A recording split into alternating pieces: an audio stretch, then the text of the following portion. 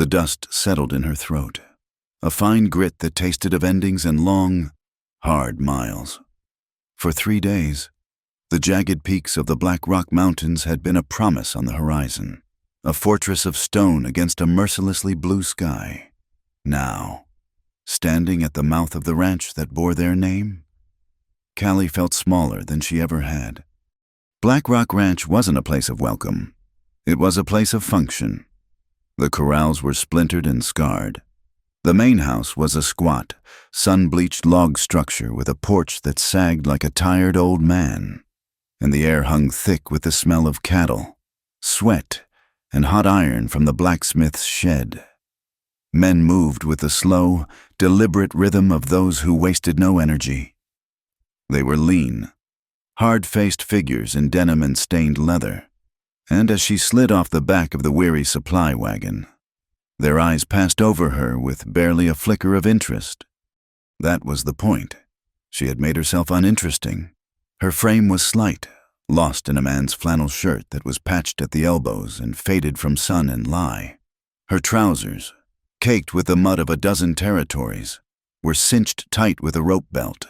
A battered hat was pulled low over her brow, shadowing her face and hiding the thick braid of dark hair she had ruthlessly tucked and pinned against her scalp. Her hands, resting on the wagon's edge, were her proudest achievement. They were chapped, scarred, and calloused from weeks of hauling, chopping, and fighting. They were not a woman's hands. They were the hands of a survivor. The wagon driver, a taciturn man named Gus, grunted and jerked a thumb toward a tall figure standing by the main corral. "That's him, McRae. Don't waste his time." Callie gave a short, jerky nod, her voice a low rasp she'd practiced until it was second nature. "Much obliged." She walked toward the man, her boots sinking into the thick dust. Each step was measured. She didn't swing her hips. She kept her shoulders squared, her gaze fixed on the ground just ahead, the way a boy would, uncertain but trying not to show it. The men she passed barely gave her a second look. Another stray, another piece of tumbleweed blown in looking for a day's wage and a hot meal. Silas McRae was not like the others. He wasn't looking at the ground. He was looking at her. He stood leaning against a corral post, not in a relaxed way, but like a post himself, rooted to the earth. He was tall, with shoulders that strained the seams of his cotton shirt. His face was weathered by the same sun and wind that had shaped the mountains behind him, all sharp angles and quiet lines. He didn't move as she approached, didn't react.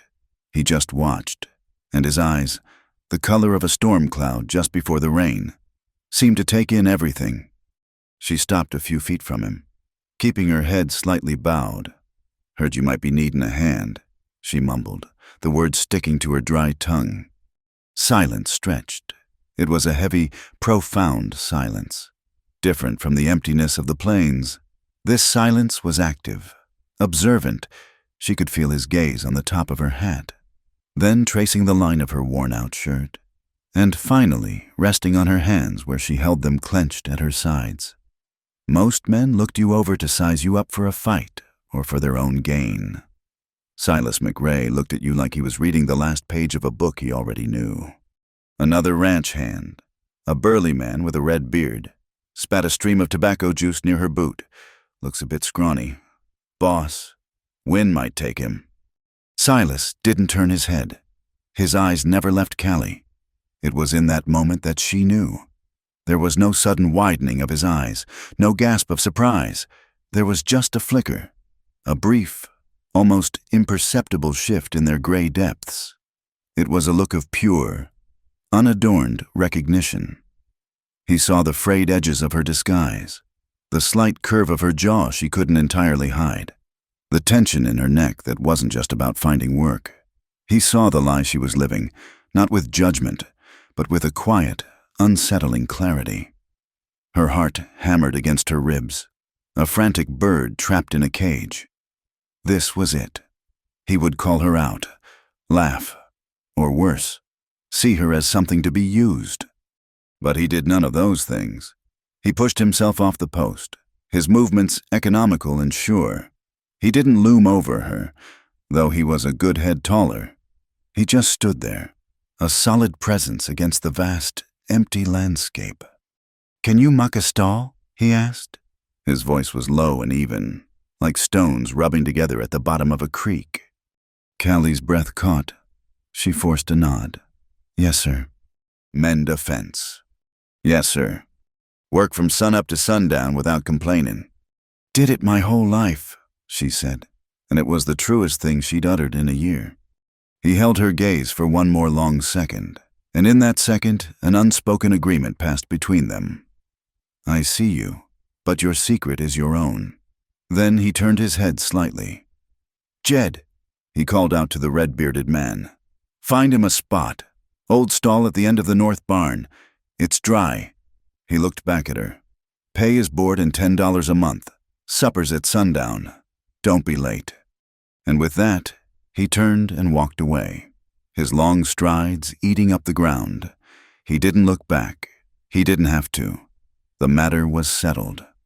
Jed grumbled but did as he was told, leading her toward a long, low barn that smelled of hay, manure, and old wood.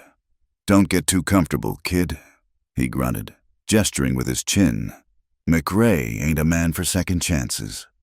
The stall was at the far end, away from the warmth and snorting of the horses. It was little more than a box of rough-hewn planks with a dirt floor. But as Jed had said, it was dry. A pile of old hay, smelling sweet and dusty, lay in one corner. A single sliver of fading afternoon light pierced through a crack in the wall, illuminating dancing dust motes. There was no door, just an empty frame. No one would bother to look in here. She was out of the way, invisible. It was perfect. "This is it," Jed said, already turning to leave. "Don't cause no trouble." Callie waited until his footsteps faded completely, until the only sounds were the distant lowing of cattle and the creak of the barn in the wind. Then, slowly, she let out a breath she felt like she'd been holding since she was born. Her shoulders sagged, the rigid masculine posture melting away. She sank down onto the pile of hay, the rough stalks pricking her through her thin trousers. She pulled off her hat, setting it carefully beside her. The tightly wound braid felt like a hot iron against her scalp. She didn't dare undo it. Not yet, but the simple act of removing the hat felt like a confession in the empty barn. She was Callie, a girl who had run so far and for so long she sometimes forgot her own name. A girl who had learned that being a woman in this world was a liability, a vulnerability that men were all too eager to exploit. So she had buried that girl under layers of dirt and lies, and become Cal, a skinny boy with nothing to offer and therefore nothing to take. She had expected suspicion, pointed questions, or outright refusal. She had not expected the quiet acceptance from the one man who saw straight through her. Silas McRae hadn't just given her a job. He had given her a shield. His silence was a wall around her, protecting her from the casual cruelty of the other men. He knew, and he had said nothing. The question was, why people, especially men, didn't do things for nothing. There was always a price. She just didn't know what it was yet. As dusk began to bleed across the sky, painting the mountains in shades of purple and orange, the wind picked up. It was a lonely, keening sound as it whistled through the cracks in the barn walls. It sounded like it was telling stories, secrets of the land and the people who had passed over it. It swirled around her small, dark stall, a restless spirit in the growing shadows. Callie pulled her knees to her chest, wrapping her arms around them. The wind carried a chill that had nothing to do with the temperature. It was the chill of the unknown, of a future as vast and unforgiving as the land around her. It was the sound of a secret, her secret, being carried out into the vast, dark expanse of the west. The wind knew, and out in the darkness, under the vast, indifferent sky. She knew Silas McRae did, too. The sun was not yet a promise, just a rumor of light bruising the eastern horizon. A bone-deep cold seeped up from the hard-packed earth of the barn, a cold that Callie's thin bedroll could not defeat. It found the aches in her back, the sharp protest of her shoulders, and the raw fire in her palms. She ignored it. Cold was a constant, like hunger and fear. It was the price of being left alone. Her days at Black Rock Ranch had fallen into a brutal, mindless rhythm. She was always the first one awake, moving through the pre-dawn gloom like a ghost. First, the stalls. The air was thick with the ammonia sting of manure and the warm, earthy scent of the horses. She worked with a grim efficiency, her pitchfork a natural extension of her arms, scraping and lifting, her movements sharp and economical. Then came the water. 2 heavy wooden buckets, filled from the hand pump well, the iron handles slick and freezing against her skin. She hauled them back and forth, from the well to the troughs, her arms screaming, her legs trembling with the effort. Her body was a machine made of pain, but it was a machine that worked. The other hands, woken by the clang of the breakfast bell, would see the troughs already full, the stalls mostly mucked. They saw the work done, but not the boy who did it. They called her Cal, a short, anonymous sound that suited her perfectly. She was quiet, kept her head down, and did more than her share. That was enough to earn her a measure of invisibility, which was more valuable than respect. They left her be. Her hands were the testament to her labor. The calluses she had so carefully cultivated on her journey had been torn away by the relentless friction of the pitchfork and the bucket handles. New blisters had formed, filled and broken, leaving weeping, raw patches of skin. Every morning, she would clench her fists until the pain became a dull, manageable throb. Then she would start again. To complain, to even show a hint of weakness, was to draw attention. Attention was a death sentence. She ate standing by the cookhouse door, wolfing down the hot, greasy grits and salt pork, never joining the loud, boisterous circle of men around the fire. She listened to their rough talk, their casual cruelties and easy laughter, feeling like a visitor from another world. They talked of women in a way that made her stomach clench, as conquests or commodities, and she would pull her hat lower and shrink deeper into her worn-out shirt. Only Silas McRae seemed to exist outside of that world. He spoke little, but when he did, the other men fell silent. He moved with a purpose that made their swaggering look childish. He missed nothing. Callie felt his eyes on her sometimes as she worked, a steady, unreadable gaze. It wasn't menacing, not like the look she had known in her past. It was assessing, like a man checking a fence line for weaknesses, not out of malice, but out of a need to know the true state of things. She worked harder under that gaze, her movements becoming even more precise, determined to prove she was as strong and capable as any boy they might have hired. This morning was different. A wave of dizziness had washed over her as she worked the pump, the world tilting for a sickening second. She had leaned against the cold stone of the well, breathing deeply until the black spots faded from her vision. She hadn't eaten enough the night before, too tired to even make her way to the cookhouse. A mistake. Weakness was a luxury she couldn't afford. She pushed on, grabbing the last 2 buckets for the horse troughs. They felt heavier than usual, each one a lead weight intent on pulling her arms from their sockets. She trudged toward the main stable, her boots scuffing a rhythm in the dust. One step, another. The stable door loomed, a dark mouth in the graying light. The smell of hay and horsehide reached her, a familiar comfort. She took one more step inside, the heavy scent enveloping her. The world didn't spin, it simply dissolved. The light, the sounds, the burning in her palms, it all collapsed into a silent, velvety blackness. The last thing she heard was the loud, echoing clang of the buckets hitting the packed earth. Consciousness returned not as a rush, but as a slow, creeping tide. The first thing she felt was the ground, hard and cold beneath her cheek. The second was a presence, a large, still shape blocking the growing light from the doorway. She didn't dare move, her heart beginning a frantic, panicked beat against her ribs. She was exposed. She was vulnerable. A hand, large and surprisingly gentle, touched her forehead. It was calloused but warm, and it lingered for only a second before pulling away, slowly, forcing her leaden limbs to obey. Callie pushed herself up onto her elbows. Silas McRae was kneeling beside her. He wasn't looking at her with pity or alarm. His face, etched with the lines of sun and concentration, was calm. He was simply watching her, his storm-gray eyes taking in her pale face, the tremor in her arms. He had one of the fallen buckets in his hand. "Drink," he said. His voice was not a suggestion. It was a simple statement of fact, a quiet command. He had drawn fresh water from the well and now held the bucket out to her. Shame burned hot in her chest. She had fainted, like a weak, coddled girl. She scrambled to a sitting position, ignoring the fresh wave of dizziness. She reached for the bucket with a shaking hand, but her fingers wouldn't close properly around the handle, the raw skin on her palm screaming in protest. He saw the movement, the wince of pain she couldn't hide. Without a word, he set the bucket down, then reached for her right hand.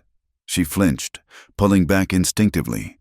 It was a reaction born of 100 unwanted touches, 100 moments where a man's hand meant pain or violation. He stopped, his hand hovering in the air between them. He didn't try to grab her again. He just waited, his gaze holding hers. There was no impatience in his eyes, no anger. There was only that quiet, unnerving stillness. It was as if he understood the reason for her fear without needing it explained. The silence stretched, thick and heavy in the cool morning air, broken only by the soft snorting of a horse in a nearby stall. Slowly, hesitantly, she unclenched her fist and extended her hand toward him again. This was a test, a gamble. Her entire life had taught her that kindness from a man was a trap, the bait for a hook she wouldn't see until it was too late. His touch was firm, impersonal. He turned her hand over, his thumb gently brushing away the dirt to reveal the broken, weeping blister in her palm. It was an ugly wound, raw and inflamed. He looked at it, then back at her face, and for the first time, she saw something flicker in the depths of his eyes. It wasn't pity. It was a kind of weary understanding, the look of a man who knew the language of pain all too well. He rose in one fluid motion. "Stay," he said, and walked out of the barn. Every instinct screamed at her to run, to grab her meager belongings and disappear back into the wilderness. He knew. He had seen her weakness, seen the hand that wasn't hardened enough. He would cast her out, or worse, decide she owed him something for his trouble. But her body wouldn't obey. A profound exhaustion had settled deep in her bones, and the thought of running any further was unbearable. So she stayed, huddled and trembling on the stable floor, waiting for the verdict. He returned a few moments later. In one hand, he carried a tin cup of water. In the other, a small bottle of carbolic acid and a clean strip of cotton cloth. He knelt in front of her again, setting the items down on the clean straw. He offered her the cup. This time, she took it, her hands cupped together, and drank. The water was cold and clean, and it felt like life itself trickling down her parched throat. She drank it all, then looked at him over the rim of the cup. He said nothing.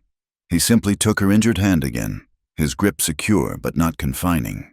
He uncorked the bottle, poured a small, stinging amount onto the cloth, and began to clean the wound. Callie braced herself for the pain of the antiseptic, but that wasn't what made her whole body go rigid. It was the act itself. His movements were deliberate, careful. He cleaned the grit from the raw flesh with a focus that was absolute. His brow furrowed in concentration.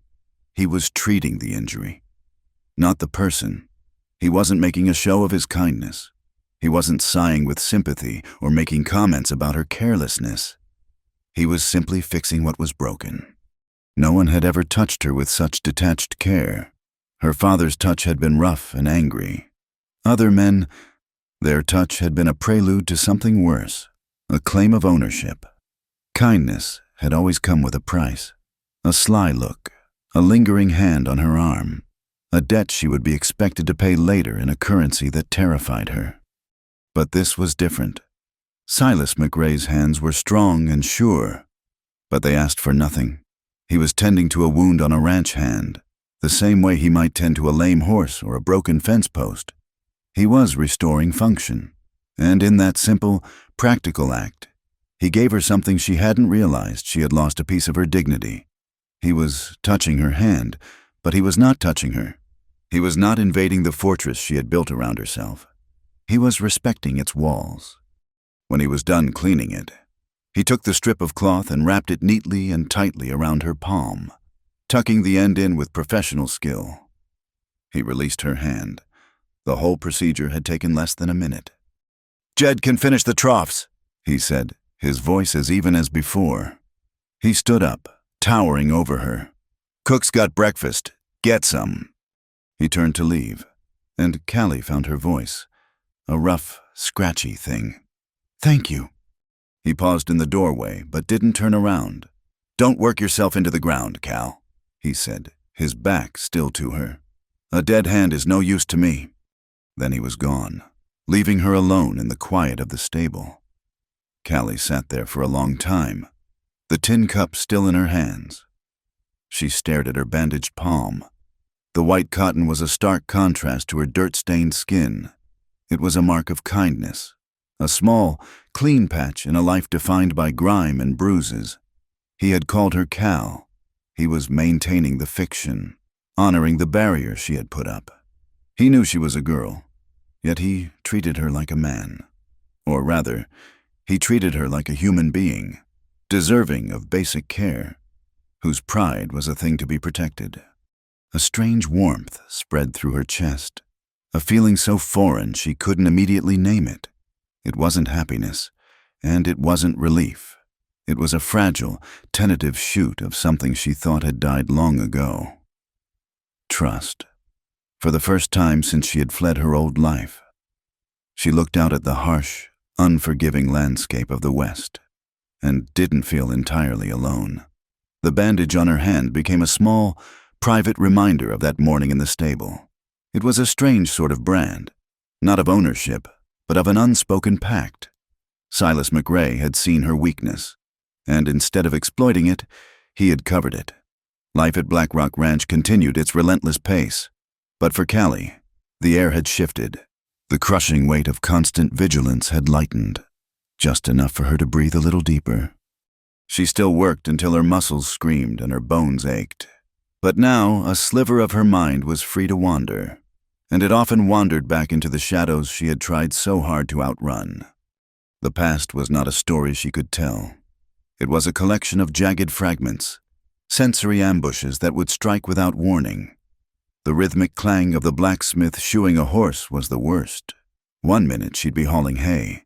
The next, she would be a little girl again, hiding behind a stack of barrels, the air thick with the smell of hot metal and coal smoke. She could almost feel the heat of the forge on her face, hear the roar of the bellows, and see the hulking shadow of her father, a man whose strength was only ever used for hammering iron and breaking spirits. He was a good blacksmith. They said his hands could shape raw metal into anything: horseshoes, plowshares, ornate gates.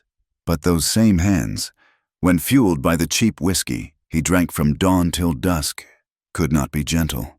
She remembered the smell of it on his breath, a sour, sweet stench that meant the laughter would soon curdle into rage. She learned to read the signs, the slump of his shoulders, the way his voice grew thick and slurry, the dangerous glint in his eyes.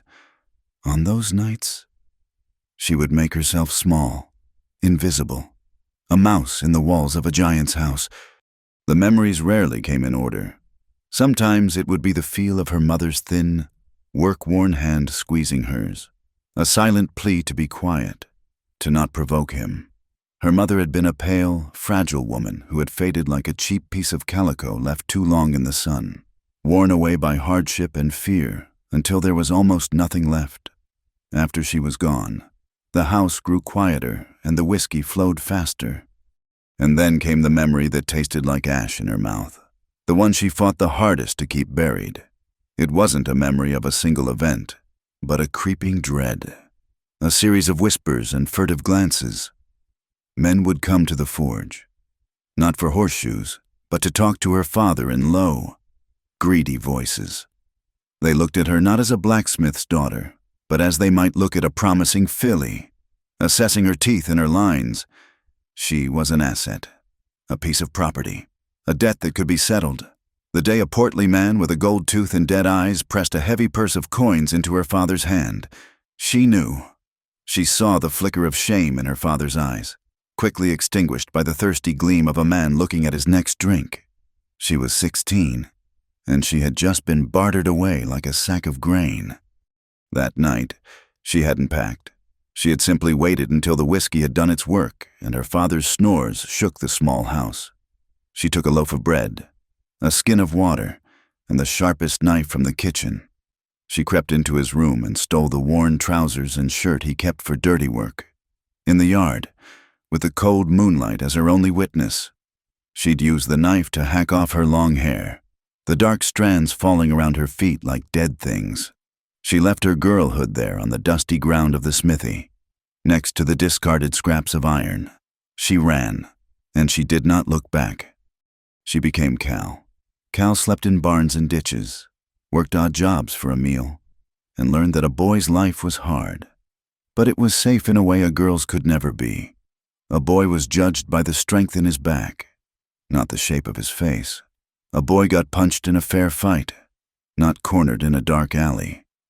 She learned to walk with a swagger, to pitch her voice low, to meet a man's gaze with a sullen defiance that dared him to look closer. She drifted across territories, from mining camps to cattle towns, always moving, always looking over her shoulder, the ghost of the man with the gold tooth haunting her trail. Weeks turned into a month at Black Rock. The bandage on her hand was long gone, replaced by a tough pink scar that joined the others. The relentless work was changing her. The slightness of her frame was hardening into lean, ropey muscle. She could lift a sack of feed without her knees buckling and spend 10 hours in the saddle without collapsing. And she was learning to live with the quiet presence of Silas McRae. He never sought her out, but he was always there. If a piece of equipment was too heavy, his shadow would fall over her and a hand would appear to help lift. No words exchanged. If the men's talk in the bunkhouse turned particularly foul, he would emerge from the main house and his silent presence would be enough to quell it. He never treated her differently. He gave her the same hard jobs, the same terse nods of approval, the same ration of food as every other hand. His silence, which she had first found so unnerving, had become a comfort.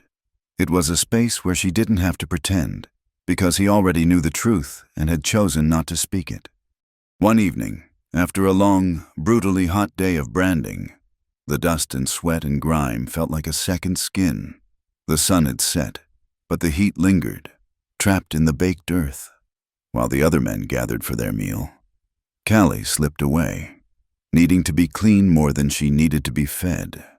She took a small piece of lye soap and her spare shirt and made her way down to the creek that snaked along the far edge of the ranch property. It was a secluded spot, thick with cottonwoods and willows, the water running cool and clear over smooth stones. The moon was rising, a silver disk in the indigo sky, and its light filtered through the leaves, dappling the clearing in shifting patterns of light and shadow. The only sounds were the gentle murmur of the water and the chirping of crickets. Here, for a few precious moments, she could be herself. She stripped off her hat and her filthy outer shirt, tossing them onto the grassy bank. Underneath, she wore a tight binding of linen cloth, a hated necessity that flattened her chest and chafed her skin raw. With a sigh of profound relief, she unwound it. She knelt at the water's edge, splashing the cold water on her face, her neck, her arms. It was a baptism, a washing away of Cal and the hard shell he wore. She stood up to wash the sweat from her back, her bare torso gleaming pale in the moonlight. And it was then that she saw them, as she always did in these stolen moments of privacy. A network of faint, Silvery lines crisscrossed her skin. Scars, not the proud, clean scars of a battle fought and won, but the ugly, puckered marks of a past she could never escape. A long, thin line on her left shoulder blade from a flying piece of hot iron. A cluster of small, round marks on her lower back. A permanent constellation left by the buckle of a leather strap. They were a map of her childhood, a testament branded into her flesh. She was so lost in the ritual, in the simple, sensual pleasure of being clean and unbound, that she didn't hear the soft footfall on the path behind her. She didn't hear anything until a twig snapped under the weight of a boot. Her blood ran cold. She froze, every muscle tensed, her heart leaping into her throat. She spun around, snatching up her discarded shirt to cover herself, her mind racing through 1,000 panicked scenarios. It was Jed, or one of the others, drunk and looking for trouble. The man with the gold tooth had found her. Her life as Cal, her fragile sanctuary, was over. But it wasn't one of the others. It was Silas. He stood at the edge of the clearing, not 20 feet away, his tall frame a dark silhouette against the moonlit trees. He wasn't moving toward her. He was perfectly still, caught in the act of discovery. His face was in shadow, but she could feel the weight of his gaze, and she knew in that terrible, silent moment that he saw everything. He saw the soft, undeniable curves of her body. He saw the pale, moonlit skin, and he saw the scars. Shame, hot and suffocating, washed over her. She stood there, exposed in every possible way, her disguise stripped away, her history laid bare for him to see. She waited for the smirk, the leering comment, the look of disgust or, worse, of predatory interest. She braced herself for the questions, the accusations, the inevitable casting out. But none of it came. For a long, breathless moment, the world seemed to hold its breath. Then, Silas did something she never would have expected. He didn't step forward. He didn't speak. He simply, slowly, turned his back to her. It was a deliberate, final movement, an act of will. He was giving her back her privacy, building a wall with his own body to shield her from his gaze. He stood like that, a silent guardian with his back to her, giving her time. Her fingers, numb and clumsy, fumbled with her shirt. She couldn't make them work. A sob, thick and painful, rose in her throat. He heard the small, choked sound. Without turning, he shrugged out of his own clean cotton shirt. He folded it once, and then, with a sure, practiced motion, he tossed it over his shoulder. It landed on the grass near her feet, a soft white square in the moonlight. "It's cleaner than yours," he said, his voice low and rough, carrying easily in the still night air. "Weather's turning. You'll catch a chill." And then he walked away, disappearing back into the shadows as quietly as he had come, leaving her alone with the sound of the creek and the sight of his shirt lying on the ground. Callie stared at it for a long time. It was just a shirt, a simple piece of worn, clean cloth, but it was more than that. It was a gesture of profound, unspoken kindness. He had seen the truth of her, all of it, the woman she was, the pain she carried, and he had not judged. He had not questioned. He had not taken advantage. He had simply seen a person who was cold and vulnerable, and he had offered his own warmth. He had turned his back, not in rejection, but in respect. Slowly, she knelt and picked it up. It smelled faintly of him, of soap and sun and the clean scent of the wind. She slipped it on. It was far too big for her, the sleeves hanging down past her hands, the hem reaching her knees, but it was warm, and it covered her completely. As she buttoned it up, she felt like she was wrapping herself in the first truly unconditional act of decency she had ever known. And in the quiet, moonlit clearing, surrounded by the ghosts of her past, Callie felt a fragile, unfamiliar peace begin to settle over her heart. The silence of the high desert afternoon was a living thing, a heavy blanket woven from heat, dust, and the drone of unseen insects. Work at Black Rock Ranch had slowed to the thick, syrupy pace of a mid-August day. Men moved in their own shadows, their shirts dark with sweat, their motions grudging and deliberate as they repaired tack or sharpened tools. Callie was mending a section of corral fence near the water trough, her movements small and precise, her head down. The shirt Silas had given her, now her preferred work shirt, was worn soft from washing, a constant, quiet comfort against her skin. The chaos erupted without warning. It started with a splintering crash from the far holding pen, followed by a raw, terrified scream that was not human. It was the sound of 1,000 pounds of pure, panicked horsepower. One of the new Mustangs, a magnificent black stallion with a wild, untamed eye, had shattered a gate. He exploded into the main yard like a cannonball shot from hell. His coat was the color of polished jet, slick with sweat, his muscles coiled and bunched beneath the skin. His eyes were white-rimmed with terror, and foam flecked his lips. He was not just a horse. He was a force of nature, a storm of hooves and fury let loose in the confined space of the ranch. Men yelled and scattered, diving behind troughs and scrambling up fence posts. Ropes were grabbed, but the stallion was too fast, too frantic. He galloped in a blind, zigzagging pattern, his powerful hooves churning the dust into a blinding, choking cloud. He was a creature cornered, seeing threats in every shadow, every shouting man, every flick of a rope. Callie had been caught in the open. She had looked up from her work at the first crash, the hammer still in her hand. The world had compressed into a terrifying, slow-motion tableau, the frantic, shouting faces of the other hands, the swirling brown dust, and the massive, oncoming shape of the black horse. He was charging directly at her, not with malice, but with the unthinking panic of a trapped animal. There was nowhere to run. The fence was behind her, the trough too far to her left, the other men too far to her right. In that split second, as a wall of terrified muscle and bone bore down on her, the years of pretense and fear fell away. Cal, the scrawny, quiet boy, vanished. Callie, the blacksmith's daughter who had learned to read the subtle shifts of impending violence, took over, but it was an even deeper, more primal instinct that moved her body. It was the instinct of a creature that had spent its entire life learning how to survive an unpredictable, explosive force. She didn't scream. She didn't cower. She reacted with the chilling, instantaneous precision of a soldier on a battlefield. As the horse was nearly upon her, its hot breath a blast on her face. She didn't try to dodge. She moved toward it, in one fluid, impossible motion. She dropped the hammer, took 2 quick steps forward and to the side, and launched herself at the animal's thundering shoulder.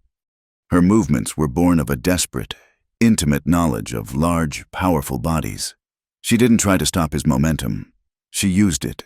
She grabbed a fistful of coarse black mane, her small frame swinging up alongside his neck, her boots finding a momentary, scrabbling purchase on his side. She was a burr, a piece of tumbleweed suddenly attached to a hurricane.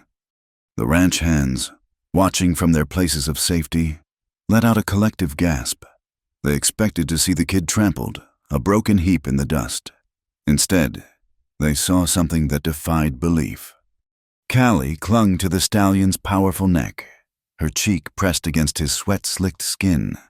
She didn't pull on the mane or try to wrench his head around. Her grip was firm but not punishing. She was an anchor, not an adversary, and she began to speak. Her voice was not a shout or a command. It was a low, murmuring croon, a stream of soft, meaningless sounds. Easy now, easy. Boy, I see you. You're all right. Just fear. It's just fear. Easy. Her words were for him, but they were also for herself. They were the same words she had once whispered to herself, huddled in the dark corners of the smithy, while the giant raged outside. She knew this language. It was the language of terror. The horse couldn't understand the words, but it understood the tone. It heard the absence of aggression, the strange, quiet calm in the small human clinging to its side. It felt the steady pressure of her body, which wasn't a threat, but a strange, solid presence in its whirlwind of panic. The stallion's frantic gallop began to falter. He was still moving, but the blind terror was lessening, replaced by confusion. He slowed to a canter, then a jarring trot, shaking his massive head as if to dislodge this strange, whispering weight. Callie held on, her voice never wavering, her body moving with his, a part of him. That's it, just breathe, just stand. He finally shuddered to a halt in the center of the yard, his sides heaving, his legs trembling. His head was low, and a long, rattling sigh escaped him. Callie slowly, carefully, slid down his side, her boots landing softly in the deep dust. She never took her hands off him. She kept one pressed to his neck, the other stroking his flared, quivering nostrils, her soft murmuring continuing without pause. The horse, who seconds before had been a vessel of pure destruction, stood utterly still, his dark, wild eye fixed on her. He leaned his head into her touch, a silent, exhausted surrender. A profound silence fell over the ranch. The dust began to settle, revealing the scene to the stunned onlookers. Jed, the red-bearded hand, stood with a rope limp in his hand, his mouth hanging open. The other men slowly lowered themselves from fences, their faces a mixture of awe and utter disbelief. They had just watched the scrawny, silent kid they barely noticed perform a miracle. He had walked into the heart of the storm and gentled it with nothing but his hands and his voice. From the porch of the main house, a tall figure detached himself from the shadows. Silas McRae had watched the entire thing, unmoving. He had not shouted, had not run for a rope. He had simply stood and watched, his face an unreadable mask, his gray eyes missing nothing. He walked across the yard, his boots making no sound in the thick dust. The other men instinctively made way for him, their gazes shifting from Callie to their boss. Silas stopped a few feet away. He looked at the stallion, now nuzzling Callie's shoulder with a wet nose. Then his eyes moved to her. He took in her small frame, covered in dust and horse sweat, her hand still resting confidently on the massive creature's neck. His gaze was intense, analytical, as if he were looking at her for the very first time. The quiet between them was more profound than the preceding chaos. It was Silas who finally broke it. His voice, when it came, was low and clear, cutting through the thick air. It was the first time he had ever asked her a question that wasn't about a task. "You ever train horses, Cal?" The question hung in the air. Every man was listening, waiting for the explanation, for the story of a secret past on some famous horse ranch. They were waiting for Cal to reveal himself as more than he seemed. Callie's eyes met Silas's. She didn't look away. In his gaze, she saw not just curiosity, but that same deep, unsettling understanding she had seen before. She felt the urge to lie, to invent a story that would fit the heroic picture the men now had of her. It would have been easy. But looking at Silas, a lie felt cheap, a betrayal of the unspoken truth that already existed between them. Slowly, she shook her head. Her voice was barely a whisper, meant for him alone. But in the dead silence of the yard, everyone heard it. "No, sir," she said, her gaze unwavering, only ever hid behind him to stay clear of a whip. The words fell into the silence like stones into a deep well. The simple, brutal honesty of it stripped away any glory from her actions. It wasn't skill, it wasn't bravery. It was a reflex, learned in the cruelest of classrooms. She understood the horse's blind panic because she had lived it. She knew how to soothe it because she had spent a lifetime trying to soothe the beast in her own home. She sought refuge in the massive, warm bodies of the draft horses at the smithy, their quiet strength a shield against her father's rage. A flicker of something unreadable passed through Silas's gray eyes. He held her gaze for a long moment, and in that look, 1,000 words were exchanged. He saw the truth behind her words, the landscape of pain she had just revealed. He saw the little girl hiding behind a giant animal, and he saw the woman who had turned that terror into a strange and powerful kind of strength. He gave a single, slow nod. It was not a nod of pity, but of acknowledgement, of respect. Then he turned to the other men. "Jed," he said, his voice back to its usual commanding tone. "Get this horse into the round pen. Gentle now." He didn't wait to see it done. He turned and walked back toward the main house, his purpose fulfilled. He left Callie standing in the center of the yard, the setting sun casting her long shadow next to that of the giant horse. The other men looked at her now, not with suspicion, but with a new, quiet awe. She was still Cal, the scrawny ranch hand, but they, and Silas McRae, now knew she was forged from something far stronger than they could ever have imagined. The incident with the black stallion changed things. A subtle shift had occurred in the ranch's social geography, and Callie found herself at its center. The other hands, who had once looked through her, now looked at her. Their gazes held a new, grudging respect. Jed would offer her the first cup of coffee from the pot. Another hand, a wiry man named Peterson, would save her a piece of cornbread from supper. They were small gestures, but in a world built on hard edges and self-preservation, they were seismic. They saw Cal, the quiet kid who could gentle a devil horse, but Silas saw Callie, and in the weeks that followed, the space between them became charged with a new kind of silence. It was no longer just the silence of an unspoken secret, but the silence of shared knowledge, of moments by a creek, and in a dusty yard that had forged something new between them. It was a language spoken in the way he would leave a clean rag by the water pump for her hands, or the way she would find the rebellious stallion, whom she had started working with, already saddled and waiting for her. Nothing was said. Nothing needed to be. Tonight, the moon was a stark, silver coin pasted onto a black velvet sky. It was a watcher's moon, bathing the hard-packed earth of Black Rock Ranch in an ethereal, bone-white light.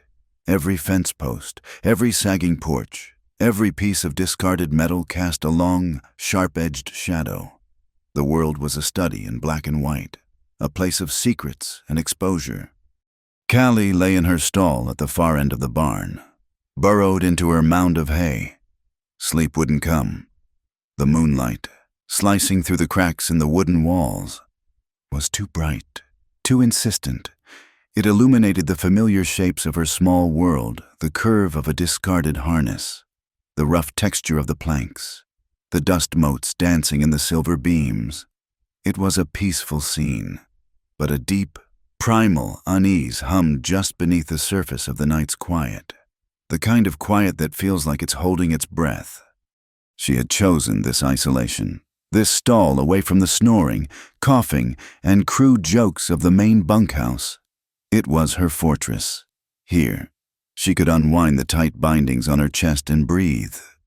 Here, she was not Cal. She was just a soul, adrift and anonymous under the vast, silent sky. A horse in the main stable gave a low, nervous whicker. Then another.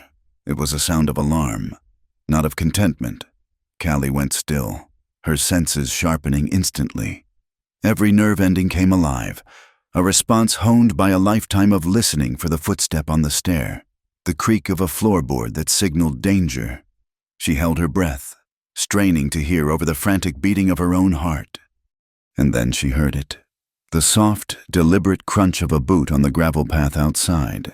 It was a stealthy sound, a sound that did not belong to the familiar, heavy-booted tread of the ranch hands.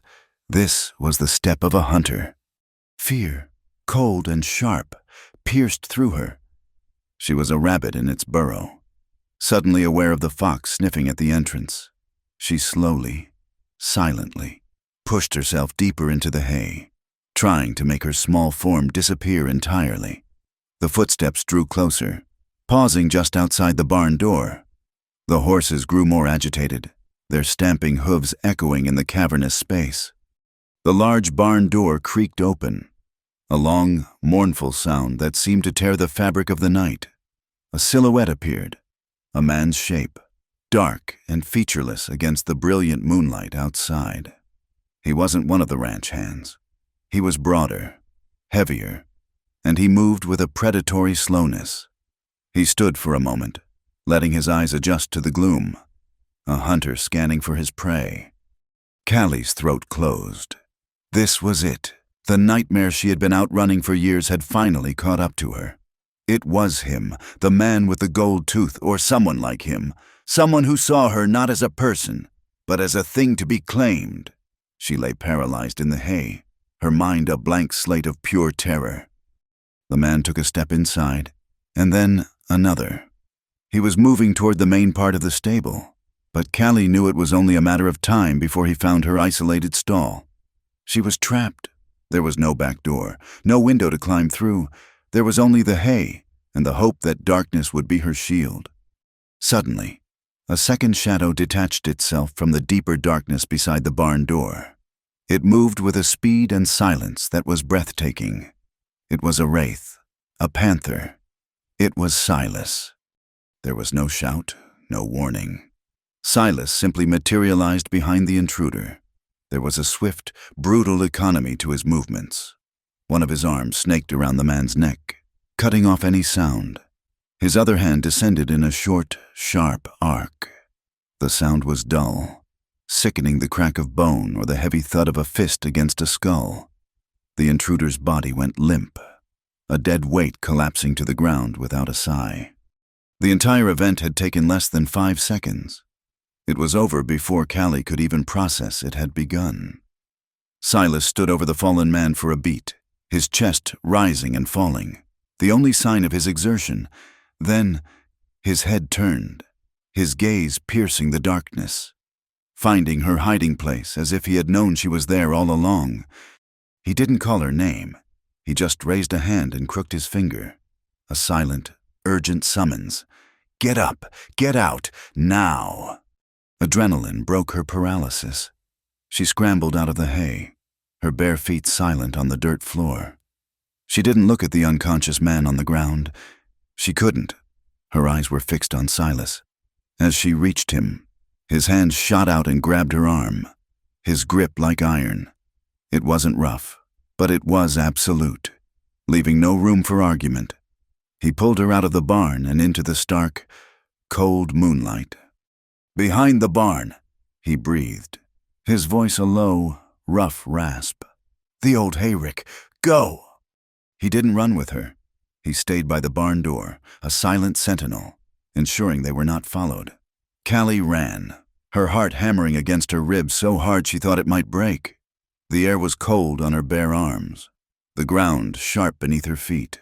The old hayrick, a massive, years-old pile of rotting hay, loomed at the edge of the ranch yard, a small mountain of shadow. She scrambled around its side, finding a hollowed-out section where the hay had been cut away, creating a small, dark cave. She crawled inside, pulling loose hay over the entrance, burying herself in the dark, sweet-smelling decay. A moment later, he was there. He slipped into the small space beside her, pulling more hay over them until they were completely submerged in a scratchy, fragrant blackness. The space was impossibly small. They were pressed together from shoulder to knee, a wall of living, breathing warmth in the cold night. She could feel the hard muscle of his thigh against hers, the solid presence of his shoulder against her own. The air grew thick and warm with their shared breath.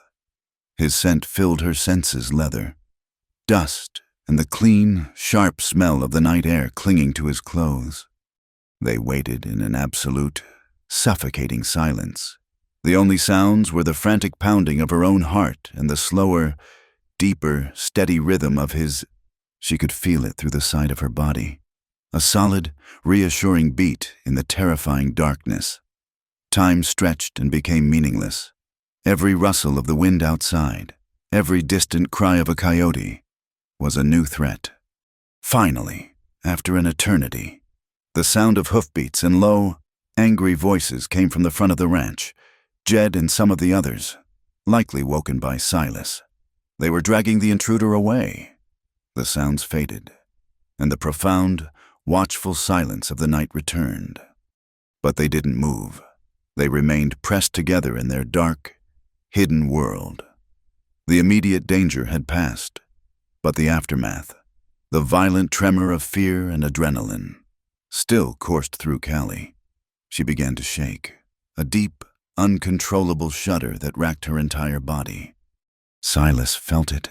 He shifted slightly, and his arm came around her, pulling her tighter against his side.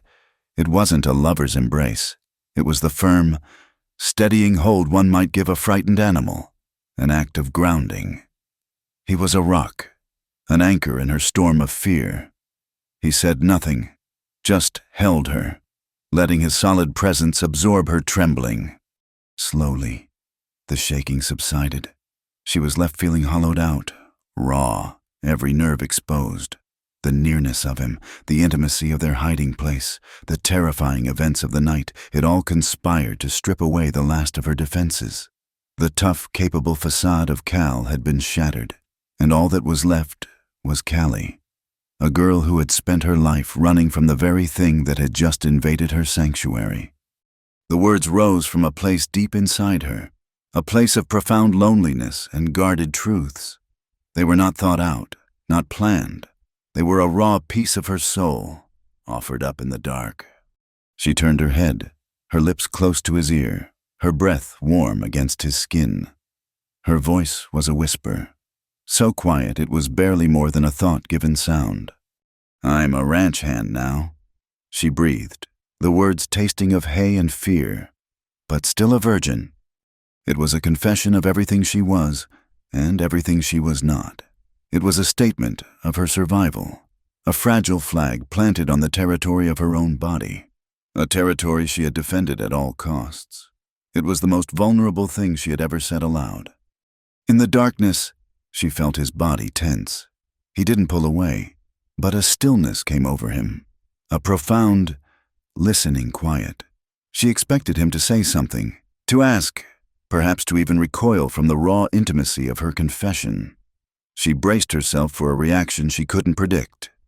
He did not touch her. He did not shift his hold. His arm remained a steady, protective weight around her. For a long moment, he was silent. Then, he lowered his head, his own breath now ghosting across her ear, his voice a low, rough murmur that seemed to vibrate through her very bones. "And you deserve to be whoever you choose to be," he said, each word deliberate, each word a stone laid in the foundation of a new reality. "No one has the right to take that away from you." The words were not a comfort. They were a proclamation. He wasn't offering pity. He was offering her a crown. He took her whispered confession of inexperience and fear and reframed it not as a lack, but as a right, as her sovereign power. He had heard her secret, looked into the most vulnerable part of her, and declared it sacred. A single tear, hot and heavy, escaped her eye and traced a path through the dust on her cheek. It wasn't a tear of sadness or of fear. It was a tear of release, of a lifetime of tension and guardedness finally letting go. In the dark, scratchy confines of a hay pile, pressed against the solid frame of a man who spoke in silences, Callie felt, for the first time in her life, completely and utterly safe. They did not speak of it. The morning after the intruder, the ranch awoke to a world that was exactly the same, yet fundamentally altered. The sun rose, hot and brassy. The cattle lowed.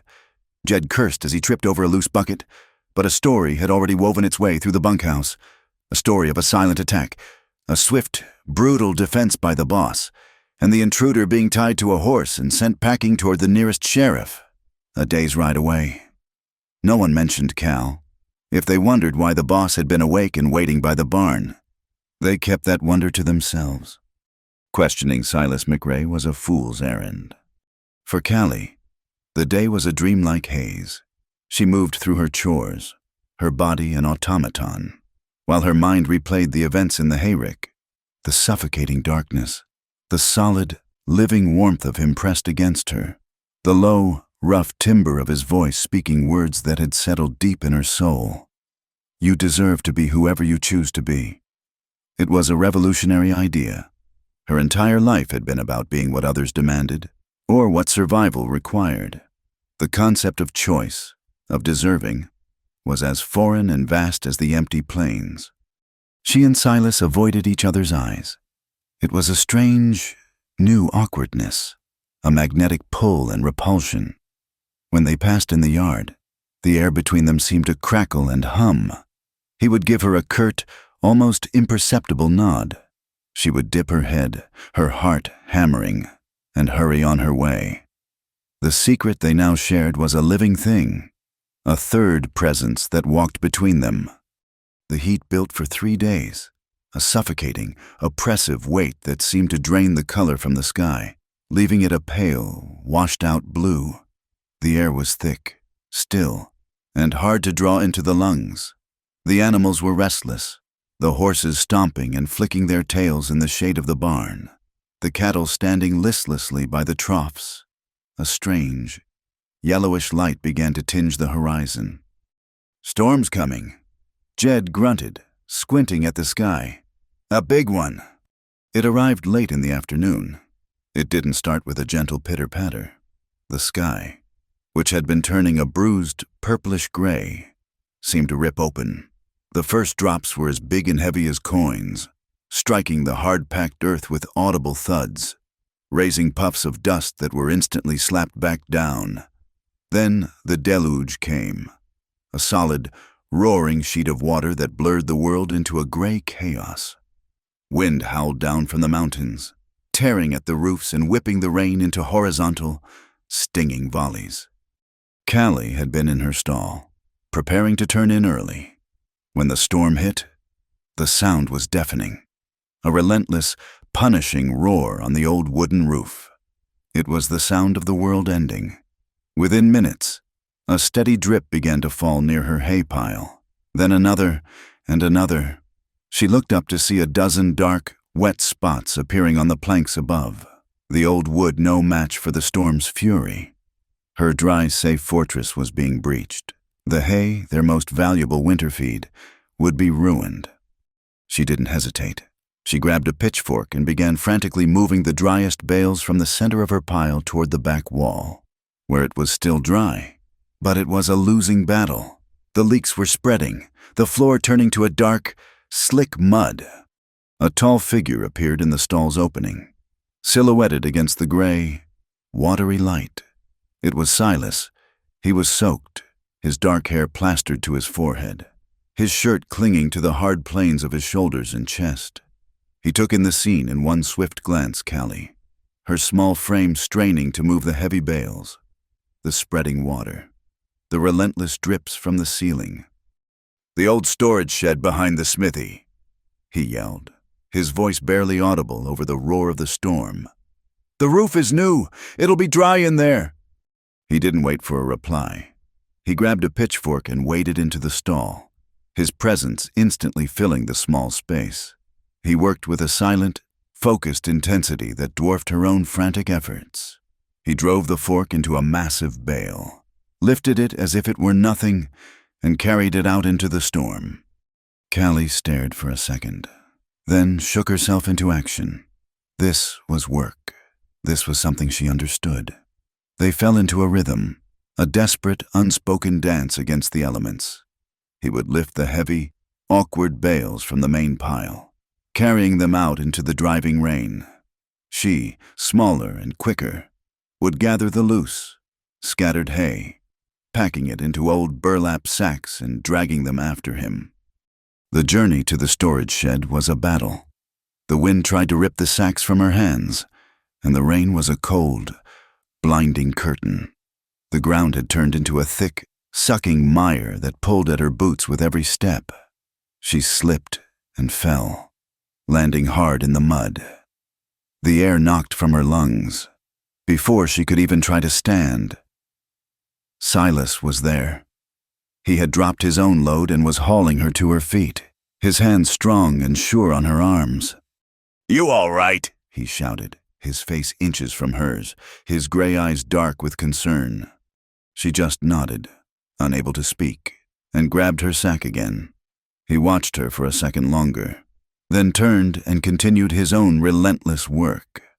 They worked for what felt like hours, two solitary figures battling a world that had turned to wind and water. They were soaked to the bone, their clothes heavy and cold, their muscles burning with fatigue. Finally, the last of the usable hay was moved. They stood inside the small, dry storage shed, the scent of dust and old wood mingling with the fresh, clean smell of the wet hay. Outside, the storm raged on, its fury a constant, deafening roar. Callie leaned against the wall, her body trembling with a mixture of cold and exhaustion. Her teeth began to chatter uncontrollably. She wrapped her arms around herself, but it was no use. The cold was deep in her bones. Silas watched her, his expression grim in the dim light filtering through the shed's single dirty window. He moved to the back of the shed, where a pile of old, dry timbers was stacked. He took out a knife, and with swift, economical movements, began to shave off thin curls of wood for kindling. He built a small, careful pile in the center of the dirt floor, then took a tinder box from a pouch on his belt. With a few sharp strikes of flint and steel, a spark caught in the tinder, and a tiny, fragile flame sprang to life.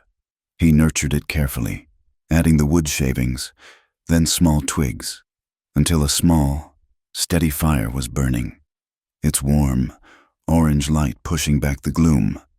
The fire was a living thing in the small, dark space, a pocket of warmth and life in the midst of the storm's cold fury. It crackled and hissed, its light dancing on the rough wooden walls and on their wet, tired faces. Silas stood up and walked over to her. He was still dripping, a puddle forming at his feet. "Get out of those wet things," he said, his voice a low command. He turned his back to her, a now familiar gesture of respect, and began to strip off his own soaking outer coat, a heavy thing of canvas and wool. Callie hesitated for only a moment. Her fingers were stiff and numb, but she managed to unbutton her shirt, his shirt, and peel it off. Her thin undertunic was just as wet. She stripped it off too, leaving her in only her trousers and the linen binding around her chest. The cold air was a shock against her bare skin. Silas turned back around, his heavy coat in his hands. He didn't look at her body. His eyes met hers, and then he draped the heavy, surprisingly warm coat over her shoulders. It enveloped her, a massive weight that smelled of him of rain and wool, and a faint, clean scent of pine smoke. It was like being wrapped in a shield. "Sit," he said, gesturing to a spot near the fire. She obeyed, sinking down onto an upturned crate. Pulling the coat tightly around her, she held her numb hands out to the flames, feeling the blessed warmth begin to creep back into them. He sat on a crate opposite her, close enough that she could feel the heat radiating from his body. He was shirtless now, his own wet shirt hung on a nail to dry. In the flickering firelight, she could see the powerful lines of his shoulders and chest, the muscles shifting under his skin as he fed another piece of wood to the fire. He was like something carved from the mountains themselves, all hard angles and quiet strength. They sat in silence for a long time, the only sounds the crackling of the fire and the drumming of the rain on the roof. The storm had created an island for them, a small, dry sanctuary cut off from the rest of the world, and as the warmth from the fire and his coat seeped into her, Callie began to shiver again. But this was a different kind of shivering. It wasn't from the cold. It was a tremor that started deep inside her, a seismic release of a tension she had carried for so long she had forgotten it was there. It was the feeling of being completely, utterly safe. It was a feeling so alien, so powerful, that her body didn't know how to react. Here, in a dark shed with a silent man, surrounded by a raging storm, she felt more secure than she'd ever felt under a clear blue sky. Proximity to a man had always meant danger, a prelude to pain, but sitting here, so close to Silas she could hear him breathe. All she felt was a profound, bone-deep sense of peace. The dissonance was so immense, it made her tremble. He saw it. He looked up from the fire. his gray eyes studying her in the flickering light. "You're still cold," he stated, his brow furrowing. Callie shook her head, pulling the heavy coat tighter. The words came out before she could stop them. A quiet, vulnerable question spoken into the intimate space between them. "Do you think I'm weak?" She asked it of the fire, not daring to look at him. She thought of fainting in the stable, of the terror that had paralyzed her in the barn, of the way she had just trembled like a frightened child. All the strength she had fought so hard to build felt like a lie. Silas was silent for a long moment. She could feel his gaze on her, and she braced herself for his answer. For a simple yes or a patronizing no. What he said was neither. "No," he said, his voice low and certain, pulling her gaze to his. "I think you've just never been allowed to rest." The word struck her with the force of a physical blow. It was the truest thing anyone had ever said to her. He didn't see weakness. He saw fatigue. He saw the unending, soul-deep exhaustion of a person who had been fighting for survival since she could walk. He saw that her moments of collapse weren't failures of character, but the inevitable result of a spirit that had been pushed far beyond its limits, for far too long, with no hope of reprieve. He saw the weight she carried, the invisible burden that was heavier than any bale of hay. The fire in her chest, the one she had felt as a strange, unfamiliar warmth, blazed brighter. It was the fire of being seen, truly seen. The trembling stopped, replaced by a profound stillness. She looked at him, at his calm, serious face illuminated by the fire he had built for her, and she knew that something inside her had just been fundamentally healed. The storm passed as quickly as it had arrived, leaving behind a world washed clean and glistening. The air was cool and smelled of wet earth and sage. A fragile peace settled over Black Rock Ranch, a quiet born of exhaustion and relief. For 2 days, this peace held. Callie and Silas moved within its gentle embrace, the memory of the shed and the fire, a warm, unspoken thing between them. The awkwardness was gone, replaced by a comfortable, quiet understanding. She found herself breathing easier, the knot of fear that had lived in her stomach for years beginning to finally loosen. The peace was a lie. It was shattered on the third morning by the arrival of 3 riders. They didn't approach like friendly visitors or lost travelers. They came over the low ridge to the east, their figures dark against the bright morning sun, moving at a slow, deliberate pace that was more menacing than any gallop. They were not cowboys. They wore dusty, travel-worn clothes, and their guns were strapped low on their hips, tied down and ready, even from a distance. Callie could feel the wrongness of them. They rode with the lazy, arrogant confidence of wolves entering a sheep pasture. She was near the main corral, working with the black stallion, when she saw them. A cold dread, chilling and absolute, washed through her, extinguishing the small warmth she had begun to nurture. Her breath caught in her throat, her blood turned to ice. She knew them. She didn't know their names, but she knew their faces from the wanted posters of her nightmares. They were the men her father had described to the man with the gold-toothed trackers, retrievers of lost property, men who worked for coin and cared nothing for the humanity of their quarry. They were the reason she had never stayed in one place for more than a few weeks. Her first instinct, the one that had kept her alive for years, screamed at her, "Run! Disappear! Melt back into the wilderness!" But she was frozen, her boots seemingly rooted to the dusty ground. Where could she run to that they wouldn't eventually follow? And the thought of leaving this place, of leaving him, was a physical pain, a tearing sensation in her chest.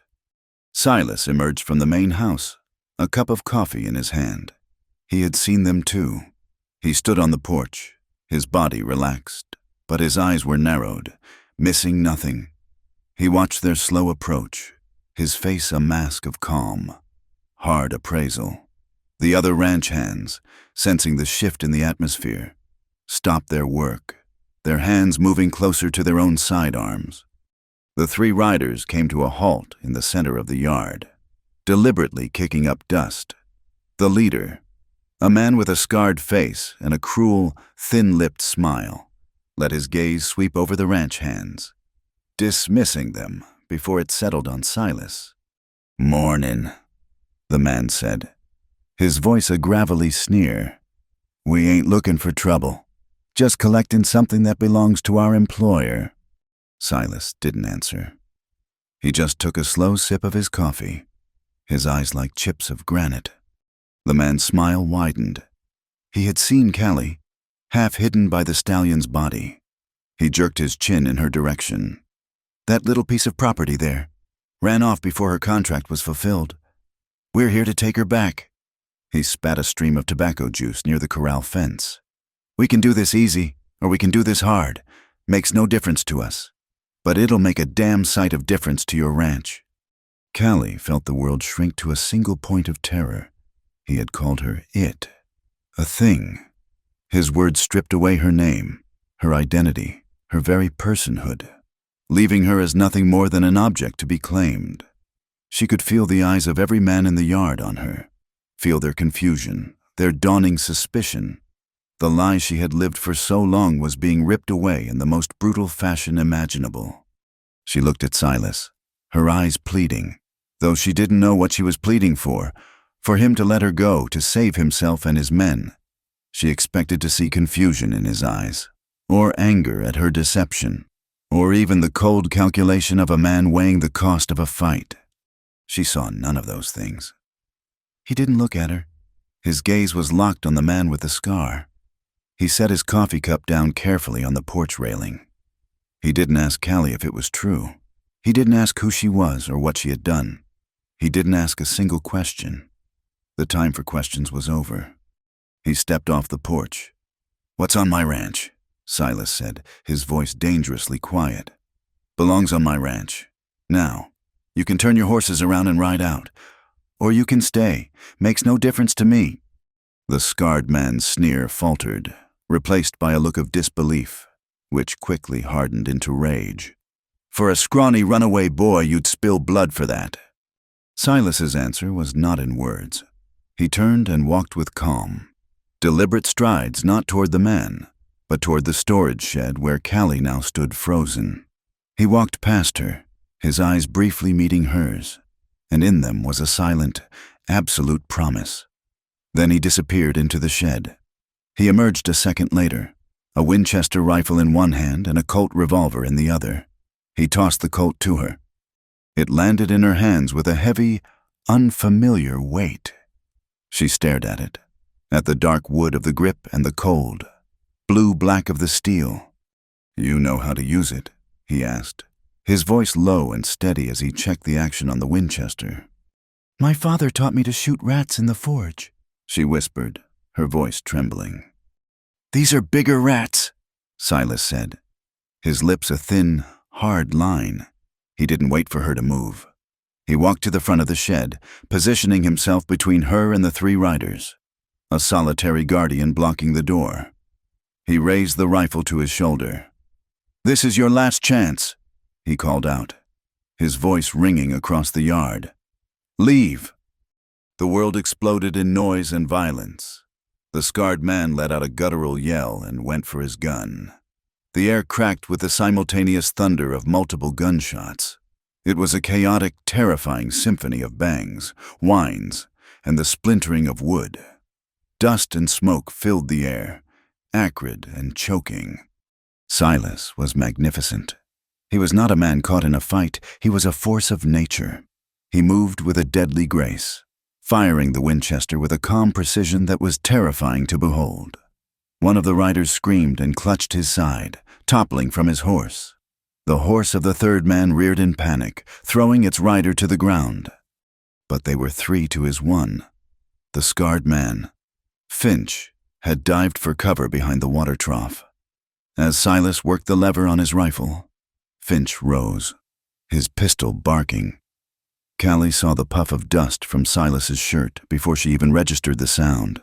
He grunted, a sharp exhalation of pain, and stumbled back a step, his left shoulder suddenly blossoming with a dark, wet stain.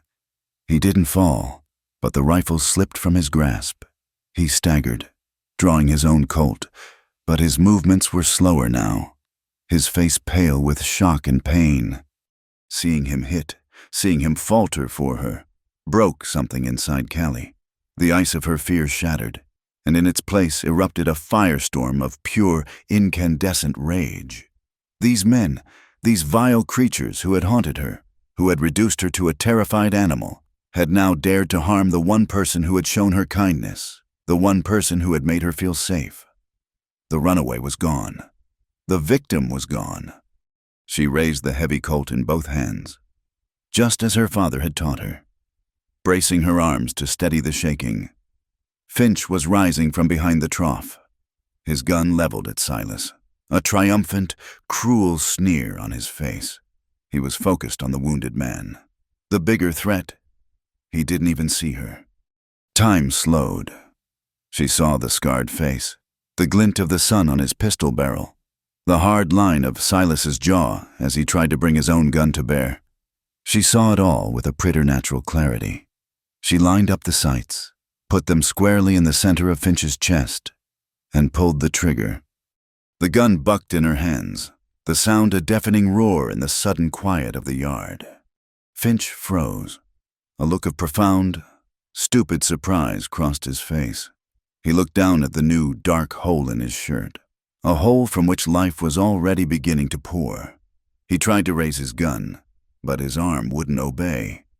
He took one stumbling step backward. His legs gave out, and he collapsed into the dust like a puppet with its strings cut.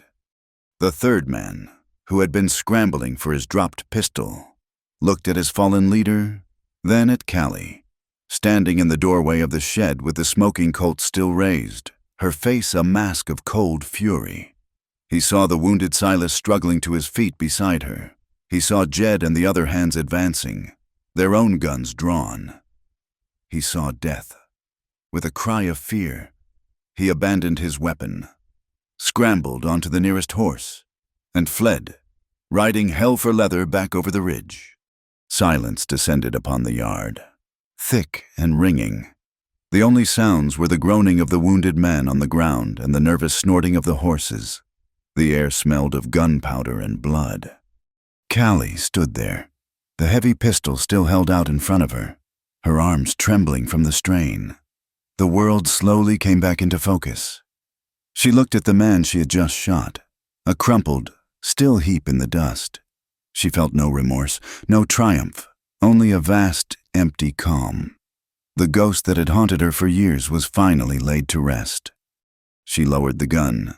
Her gaze went to Silas, who was leaning heavily against the shed wall, his face pale and beaded with sweat, his hand pressed tightly to his bleeding shoulder. Their eyes met across the small space.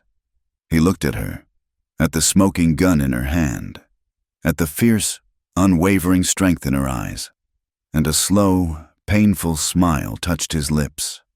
She moved to him then, her feet suddenly light. She dropped the pistol and pressed her hands to his wound, trying to staunch the flow of blood. He was warm and solid beneath her touch. He was alive. "I'm not just a runaway anymore," she said, her voice quiet but clear in the ringing silence. She looked up from his wound and met his pained, proud gaze. "I'm a fighter." The chaos of the yard was swiftly and grimly organized by Jed. The wounded tracker was bound and thrown over a horse, destined for the same sheriff as the man from the night before.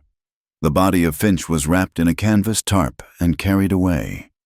The other men worked with a quiet, grim efficiency, their faces hard and unreadable as they erased the signs of the gunfight, scattering fresh dirt over the bloodstains in the yard. Callie saw none of it. Her world had shrunk to the space of the storage shed, to the man leaning against its wall, his lifeblood staining his shirt and her hands. "Get him to the house," Jed said, his voice rough with an authority she'd never heard from him before. He and Peterson made a chair with their arms, and together, they half carried, half walked Silas across the yard.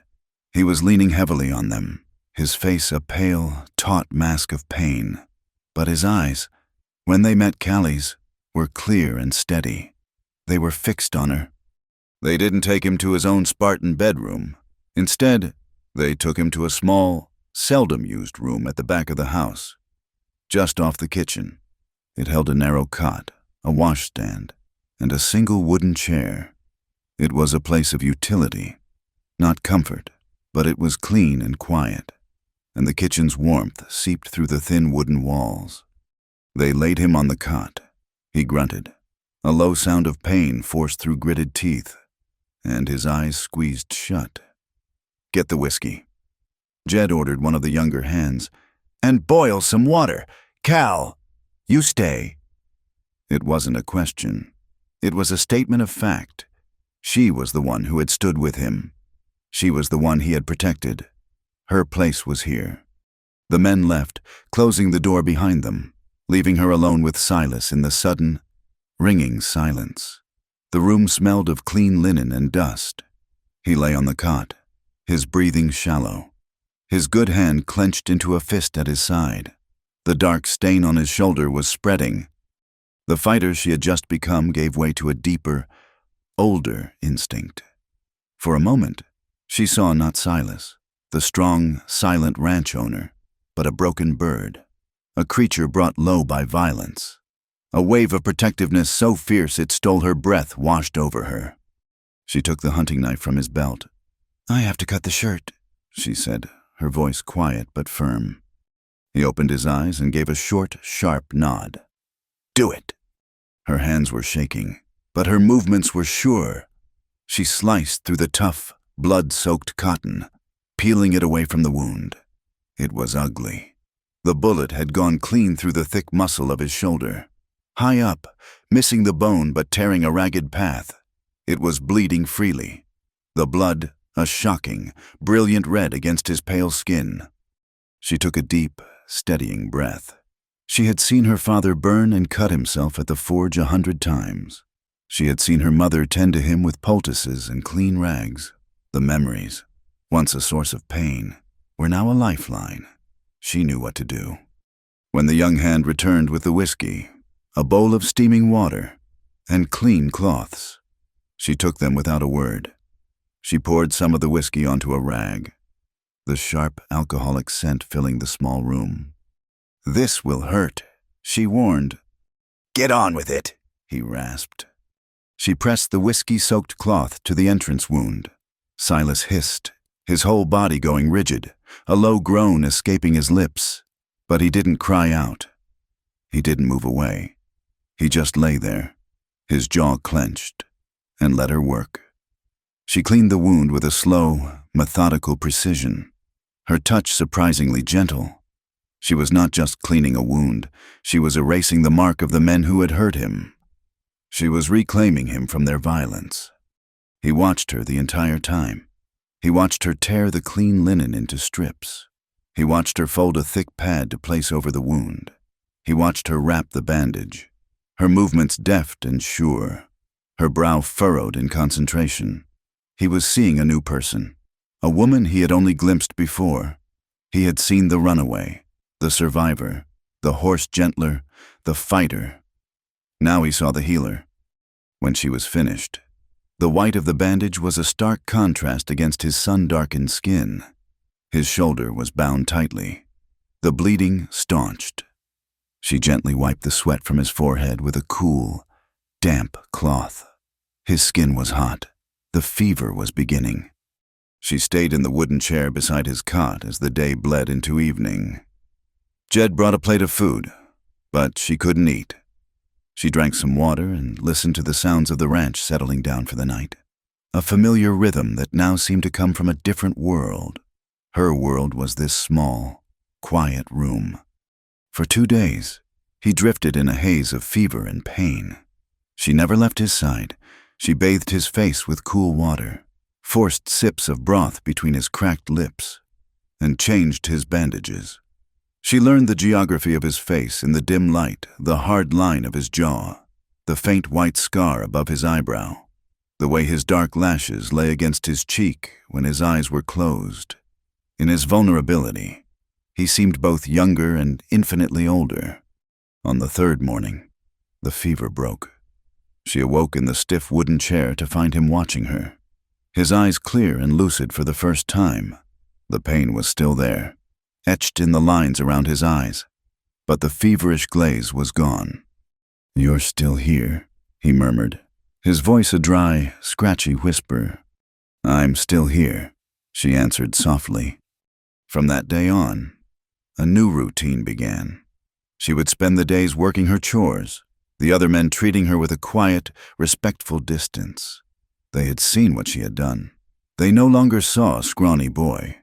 They saw the person the boss had stood for, the person who had stood for him.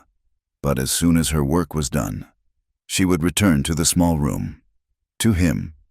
The silence between them was no longer one of secrets, but of shared experience.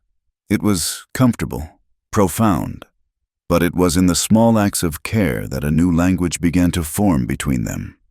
She learned to make a thin, nourishing soup from bone broth and wild herbs, the way her mother had. She would feed it to him, holding the spoon to his lips, an act of such simple, profound intimacy. It made her own heart ache. One afternoon, seeking to fill the long, quiet hours, she noticed a small, leather-bound book on a dusty shelf above the door. It was a well-worn copy of Shakespeare's sonnets. She took it down, surprised to find such a thing in this hard, practical place. "You read?" she asked, her voice filled with a shy curiosity. He gave a small, almost embarrassed shrug with his good shoulder. "My mother, she believed a man wasn't civilized without poetry." Would you like me to read to you?" she offered, her voice barely a whisper. He just nodded, his eyes closing as he settled back against the pillows. She sat in the chair, the book open in her hands, and began to read. Her voice was low and hesitant at first, unused to the rhythm and flow of the beautiful, strange words. But soon she found the cadence, and the poetry filled the small, quiet room. She read of love and loss, of beauty and time, of things far removed from the dust and struggle of their lives. He never spoke, but he listened, his steady breathing the only accompaniment to her voice. It was during one of these readings, a week after the gunfight, that it happened. She was stumbling over a particularly complex line, her brow furrowed in concentration. "Shall I compare thee to a summer's day? Thou art more lovely and more temperament." She sounded out, blushing at her own clumsiness. "Temperate," she corrected herself. A low chuckle came from the bed. It was a rough, rusty sound, as if the mechanism for it hadn't been used in years, but it was a genuine, warm sound. She looked up, her eyes wide with surprise. Silas was smiling. It wasn't the hard, tight-lipped smile she had seen before. It was a real smile, one that reached his eyes, crinkling their corners and transforming his entire face. Seeing his smile, a bubble of something light and unfamiliar rose in her own chest. A laugh escaped her, a real, unburdened laugh. It was the first time she had truly laughed since she was a little girl. The sound was a stranger to her own ears. They looked at each other, a man with a bandaged shoulder and a girl in borrowed clothes. And, for a moment, the small, dim room was filled with the sound of their shared, unexpected joy. The weight of the world, for one perfect, fleeting moment, had lifted. The evenings were the quietest. The lamp would be lit, casting long, dancing shadows on the walls. She would sit with her mending, and he would watch her, his gaze steady and warm. There were no declarations, no grand pronouncements of feeling. There didn't need to be. Their bond was not forged in words, but in shared danger, in quiet care, in the crucible of a gunfight and the intimacy of a sick room. It was in the way her hand would brush his as she gave him a cup of water, sending a jolt through them both. It was in the way his eyes would follow her every movement, a look of profound, quiet possession. One night, the wind was moaning outside, a lonely sound that made the small, warm room feel even more like a sanctuary. He was much stronger, able to sit up on his own. She was about to get up and leave for her own cot in the barn, a place she was now reluctant to return to. As she rose, his good hand shot out and caught hers. His grip was gentle but firm. Stopping her, she looked down at their joined hands, his large and calloused, hers smaller, scarred but capable. She sat back down, her heart pounding. The oil lamp flickered, casting his face in a warm, golden light. His gaze was intense, searching. He looked at her as if he were trying to memorize her face. "Callie," he said, his voice a low, rough whisper. The sound of her real name, spoken aloud by him for the first time, was a caress. He was quiet for a long moment, as if gathering his thoughts, trying to find words for something that had no words. "Sometimes I think," he began, his thumb stroking the back of her hand, "that I must have lived a whole life before this one, a life I can't remember." He paused, his eyes holding hers. "But if I did, I'd like to think that in that life, I still found my way to this ranch, and I still would have found a way to bring you here." The words settled in the quiet room, as profound and simple and true as the bedrock of the mountains outside. It was not a declaration of love. It was something more. It was a declaration of destiny, of a rightness that transcended the brutal, chaotic circumstances of their meeting. He was telling her that she belonged here, not as a runaway he had sheltered, but as an essential piece of his world, a piece that had been missing without his even knowing it. She didn't answer. There were no words for the feeling that was blooming in her chest, a feeling so vast and warm, it threatened to consume her. She simply tightened her grip on his hand, a silent answer that he understood completely. And in the flickering lamplight, with the lonely wind howling outside, a quiet, unbreakable beginning was forged. The sling that had cradled Silas's arm came off a week after the gunfight. He was left with a puckered, angry scar on his shoulder, and a stiffness that he worked through with a grim, quiet determination. He moved slower, his left arm not yet trusting its full range of motion, but he was back on his feet, his solid presence once again the anchor of the ranch. And Callie stayed. There was no discussion about it. The question of her leaving simply never arose. The small room off the kitchen had become hers by unspoken decree, and her old, isolated stall in the barn remained empty, a silent testament to how much had changed. She was no longer Cal, the anonymous ranch hand. Her deception had been burned away in the flash of gunpowder, and from the ashes, Callie had emerged. The men didn't speak her name, not at first. They simply treated her with a new kind of deference. They spoke to her as they spoke to the boss, with respect. She was an accepted part of the landscape now, a fixture as permanent as the forge or the main house. She did not run. The urge, once a constant, frantic hum beneath her skin, was gone. For the first time in her life, the horizon did not represent an escape route. It was simply the place where the sky met the land she now called home. Their days settled into a new kind of rhythm, a quiet orbit around each other. They were not lovers, not in any way the world would define it. They did not share a bed. They rarely touched, but they were partners, building a life from the wreckage of their pasts. One small, simple act at a time. The foundation of their relationship was not laid with words or promises, but with shared labor under the vast, silent sky. It began with the old chicken coop. It was a collapsed, rotting structure behind the cookhouse, abandoned for years. One morning, Callie simply started working on it. She cleared the debris, salvaged the usable timber, and drew a plan in the dirt for a new, sturdier structure. She worked with the same focused intensity she applied to everything, her hammer blows straight and true. Silas would watch her from a distance as he went about his own work.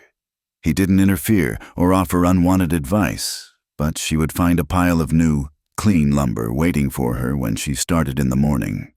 A box of fresh nails would appear on a post.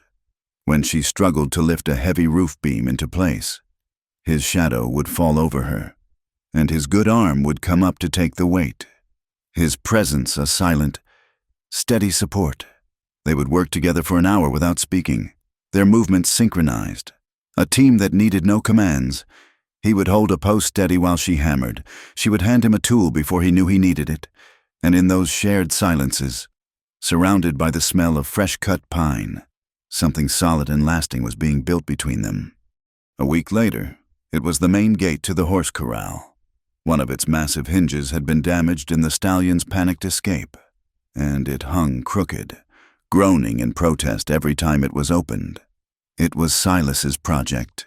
He worked with his characteristic, unhurried focus, his shoulder protesting with every heavy lift. Callie was there beside him. She didn't offer to lift, knowing he would see it as a comment on his injury. Instead, she became his second set of hands. She cleaned the rust from the old iron, held the massive gate steady as he fitted the new hinge, and passed him tools from the blacksmith's shed. Jed and the other hands would watch them from a distance, a slow understanding dawning on their faces. They were seeing more than a repair. They were watching two solitary people meticulously, patiently, rebuilding a world together. They were no longer just the boss and the strange kid he'd taken in. They were Silas and Callie, a new, undeniable unit at the center of the ranch. Her past was a ghost that no longer haunted her, by standing his ground, by taking a bullet for her. Silas had done more than save her life. He had validated it. He had declared, in the face of all her fear and shame, that she was worth fighting for. And by picking up that gun, by facing down the man who embodied all her nightmares, she had claimed that worth for herself. She had stopped running. She had found her place to stand. One afternoon, the heat of the day finally broke, giving way to a soft, golden evening. A gentle breeze whispered down from the mountains, carrying the scent of pine and distant rain. Callie had finished her chores and returned to her small room. On her cot lay a parcel wrapped in brown paper. She opened it. Inside was a simple dress of dark blue calico, the kind a respectable rancher's wife might wear on a trip to town. Pinned to it was a note, written in the cook's spidery, labored script. Figured it was time. Martha. Martha, the stout, gray-haired ranch cook, was a woman of even fewer words than Silas. She had watched Callie with sharp, bird-like eyes from the moment she'd arrived, her expression unreadable. This gift, this simple dress, was an anointing. It was a recognition, a welcome. It was Martha's way of saying, "You are one of us now. You are a woman of this house." Callie held the dress up. The fabric was soft and clean. It had been years since she had worn a dress. Years since she had allowed her body to have the shape of a woman's. The trousers and the linen bindings had been her armor, her disguise. To put on this dress felt like laying down her last weapon. It was an act of terrifying vulnerability, but it was also an act of profound trust. Trust in this place, trust in him. She washed her face and hands in the basin, the cool water a balm. She unpinned her long, dark hair, letting it fall in a thick, heavy wave down her back for the first time since she had arrived. It felt strange and wonderful. Then, taking a deep breath, she slipped the dress on. It fit as if it were made for her. It was simple, unadorned, but to her, it felt like the finest silk. It was the uniform of a life she had never dared to imagine for herself. She stood before the small, cracked mirror on the wall and looked at her reflection. She didn't see the scrawny, frightened boy. She didn't see the haunted runaway. She saw a woman. Her face was still thin. Her hands were still calloused. But her eyes, looking back at her, were clear and steady. They were the eyes of a fighter, a healer, a survivor. They were the eyes of Callie, with her heart pounding a slow, heavy rhythm. She opened the door and stepped out of the house. The evening was bathed in the soft, honeyed light of the setting sun. The world seemed to hold its breath, and he was there. He was standing by the corral fence, not working, not looking out at the mountains. He was watching the back door of the house. He was waiting for her. He wore a clean shirt, his dark hair still damp from a recent washing. As she stepped into the yard, his gaze met hers. He didn't smile. Not at first. He just looked at her, his gray eyes sweeping over her, taking in the sight of her in the blue dress, her dark hair loose around her shoulders. The look in his eyes was one of such profound, quiet reverence that it made her breath catch in her throat. He looked at her as if he were seeing a sunrise for the very first time. He pushed himself off the fence and walked toward her, his long, slow strides eating up the ground between them. He stopped a few feet in front of her, the setting sun at his back, casting him in silhouette.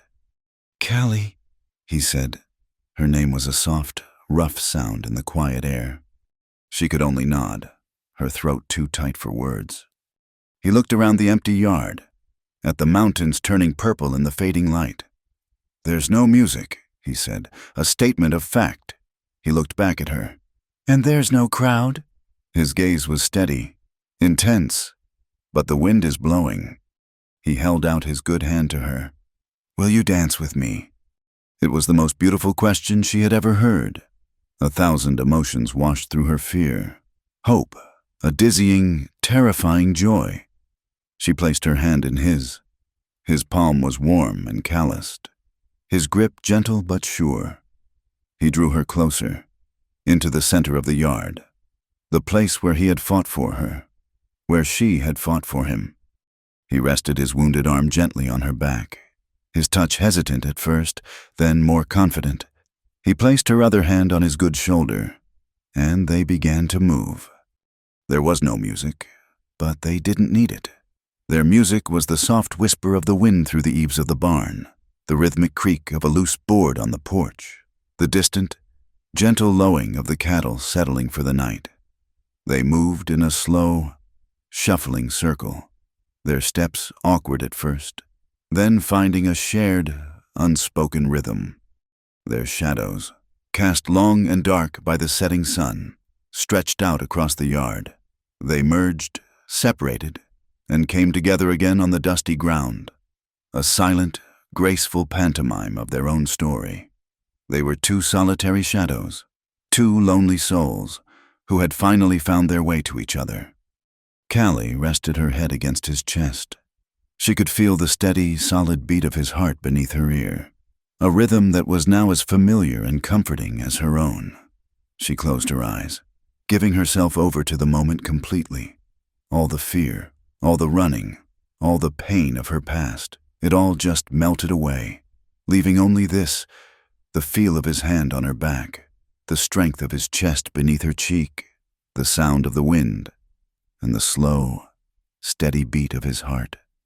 The dance slowed, the shuffling steps becoming smaller, until they were simply standing in the center of the yard, holding each other as the last of the light faded from the sky and the first stars began to appear.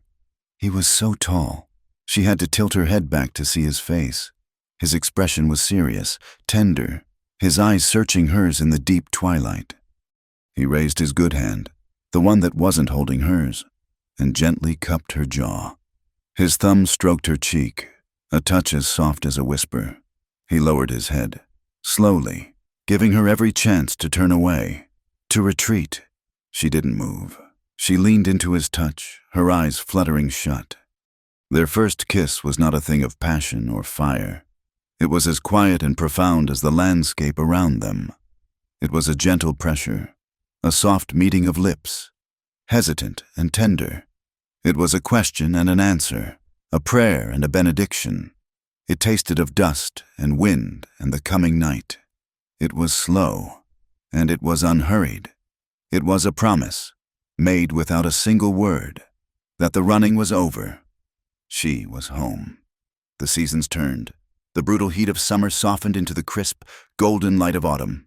The cottonwoods along the creek turned a brilliant, fiery yellow, their leaves skittering across the yard in the cool afternoon breeze. Winter came, burying the world in a blanket of clean, silent white, the air so cold and sharp it felt like breathing glass.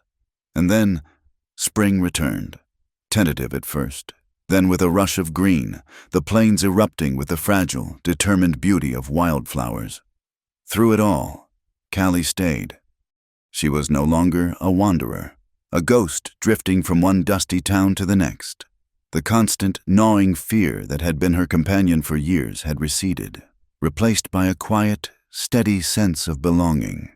She had become a part of the landscape of Black Rock Ranch, as much a fixture as the sagging porch on the main house, as the vast, ever-changing clouds that drifted overhead, as the stubborn wildflowers that pushed their way up through the hard-packed earth beside the corral fence.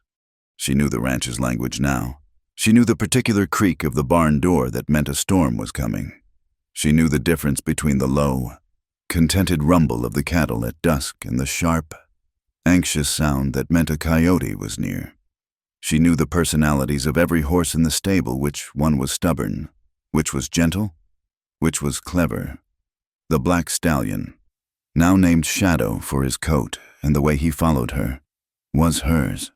He would come to her call, resting his massive head on her shoulder in a gesture of absolute trust. She had taken his wildness and her own, and gentled them both. Her life was woven into the fabric of this place, into its routines and its people. Martha, the gruff cook, now saved her the first slice of any pie she baked, a silent, ongoing offering of affection. Jed, who had once dismissed her as a scrawny kid, now sought her opinion on which horses were ready for the long cattle drive. She had earned her place not with words, but with work, with grit, and with a quiet strength that everyone on the ranch had come to respect. Her relationship with Silas was the bedrock of this new life. It was a thing of profound, comfortable silence, punctuated by small, meaningful acts. Their love story was not written in passionate declarations, but in the way he would leave a lantern burning on the porch for her if she was out late checking on a sick foal. It was in the way she would mend a tear in his coat before he even noticed it was there. It was a partnership, forged in the heat of survival and tempered by the steady rhythm of daily life. He taught her things. He took her out to the low hills behind the ranch and taught her how to truly shoot. Not just the desperate point and pull the trigger act of the gunfight, but the slow, patient art of it. He showed her how to breathe, how to squeeze the trigger, not pull it, how to read the wind. "A gun isn't about fighting," he told her one afternoon, his voice a low rumble beside her as he adjusted her stance. "It's about being capable. It's about not having to be afraid of what's on the other side of that hill. It's about knowing you can protect what's yours." She knew he wasn't just talking about the ranch. He was talking about her life, her body, her future. He was giving her back the power that others had tried to strip away. He was making sure she would never have to be a victim again. The intimacy that had begun with a desperate, gentle kiss had deepened, but it had done so on her terms, at her pace. It was a thing of profound, unhurried tenderness. Their nights were not filled with a frantic, desperate passion, but with a slow, quiet discovery. It was in the way he would hold her, his large frame a warm, solid wall against her back, making her feel safe in a way she had never dreamed possible. It was in the gentle, questing touches that asked for permission at every step, a constant, silent reassurance that this was her choice, that she was in control. He was not taking anything from her. He was helping her reclaim the parts of herself she thought had been lost forever. He was teaching her that a man's touch could be a comfort, not a threat, a source of warmth, not of fear. One evening in late spring, they were sitting on the edge of the porch, their shoulders nearly touching, watching the last of the sun's fire bleed out behind the jagged peaks of the mountains. The air was cool and sweet. A long day of branding was behind them, and a comfortable, weary peace had settled over them. They had worked side by side all day, moving in a seamless, unspoken rhythm, a two-person machine of perfect efficiency. Callie leaned her head back against the porch post, a tired but contented sigh escaping her. She was wearing her own clothes now, sturdy denim trousers and a soft flannel shirt, the uniform of a ranch woman, not of a boy in hiding. She was comfortable in her own skin. In this place, the thought of running, of being anywhere else, was a distant, nonsensical memory, like a bad dream one can't quite recall upon waking. Silas was watching her, not the sunset. He had been watching her for a long time, a strange, contemplative look on his face. He watched the way the last of the golden light caught in her dark hair, the way a small, contented smile played on her lips. He saw not just the woman beside him, but the entire journey that had brought her there, the scared girl in the barn, the fierce fighter in the yard, the gentle healer in the sick room, the quiet partner who now stood at the center of his world. He had built this ranch on a foundation of solitude, never realizing how empty it was until she had arrived to fill its silent spaces. He finally broke the comfortable quiet, his voice a low, rough sound that seemed to pull the words from some deep, unvisited part of himself. "This house," he began, his gaze steady and serious, "was built by my father. He put his name over the door. When he passed, it became my house." He paused, and she turned her head to look at him, her heart giving a slow, heavy thump against her ribs. She saw in his eyes a vulnerability she had never seen before, a profound, questioning hope. "It's a good house," he continued, his voice quiet but certain. "It's strong. The foundation is solid." He took a breath, and then he laid his heart at her feet, in the only way a man like him knew how. "If you want, this house could have another name on the door." It wasn't a question. It was an offering of permanence, of partnership, of family. It was everything she had never had, everything she had never allowed herself to dream of. He wasn't offering her a new life.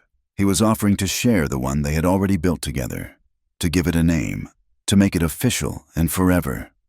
Tears welled in her eyes, hot and sudden. But they were not tears of sadness. They were tears of a joy so vast, so overwhelming. It felt like a physical ache in her chest. The little girl who had hidden behind horses to escape a whip, the young woman who had run for her life, had found her way here, to this quiet porch, to this quiet man who was offering her a home, a name, a future. She didn't give him the simple yes he was probably expecting. The woman she was now, the woman he had helped her become, was more complex than that. She was a woman forged in fire, and she would not give up the steel she had gained. She stood up and walked down the 2 steps into the yard. Turning to face him, she looked at him, standing there on the porch, his big frame tense with waiting, his heart in his eyes. A slow, sure smile spread across her face. "Yes," she said, her voice clear and strong in the twilight air. "I want that." She took a step closer, her gaze unwavering. "As long as I can still ride horses, shoot guns, and kiss you in the middle of the yard."